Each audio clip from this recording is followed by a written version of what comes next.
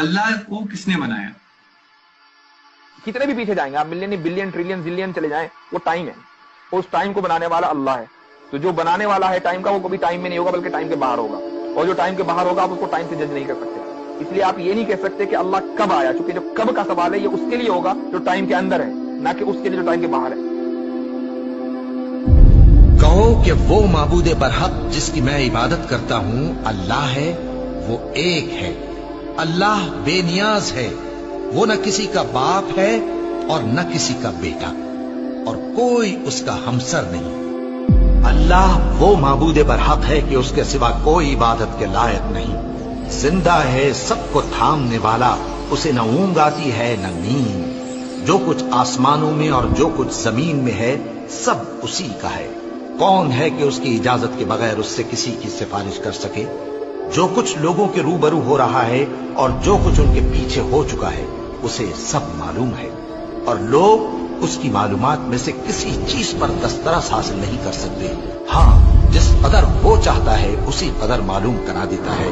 उसकी बादशाही और इल्म आसमान और जमीन सब पर हावी है, और उसे उनकी हिफाजत कुछ भी दुश्वार नहीं। वो बड़ा आली रुतबा है, जलीलुल कद्र है।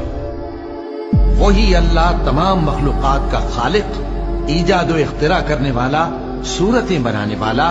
उसके सब अच्छे से अच्छे नाम हैं। जितनी चीजें आसमानों और जमीन में हैं सब उसकी तस्बीह करती रहती हैं, और वो गालिब है, हिकमत वाला है। आसमानों और जमीन की बादशाही उसी की है। वही जिंदगी देता है और वही मौत देता है, और वो हर चीज पर कादिर है। वही अव्वल और वही आखिर, और अपनी कुदरतों से सब पर जाहिर और फिर भी पोशीदा है, और वो हर चीज का खूब जानने वाला है। वही है जिसने आसमानों और जमीन को 6 दिन में पैदा किया, फिर अर्श पर जलवा अफरोज हुआ।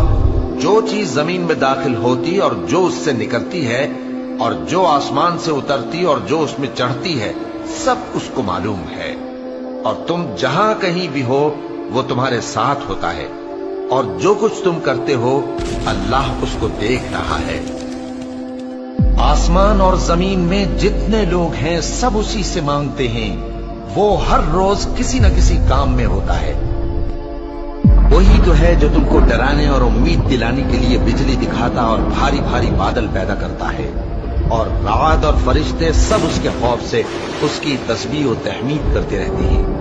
और वही बिजलियां भेजता है, फिर जिस पर चाहता है गिरा भी देता है, जबकि वो अल्लाह के बारे में झगड़ती है, और वो बड़ी कुव्वत वाला है।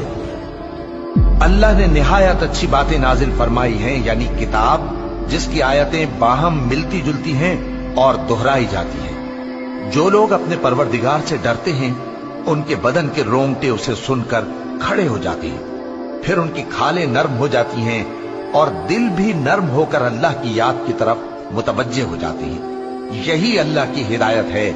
वो इससे जिसको चाहता है हिदायत देता है, और जिसको अल्लाह गुमराह रहने दे उसको कोई हिदायत देने वाला नहीं। अल्लाह ही खलकत को पहली बार पैदा करता है, फिर वही उसको दोबारा पैदा करेगा, फिर तुम उसी की तरफ लौट कर जाओगे।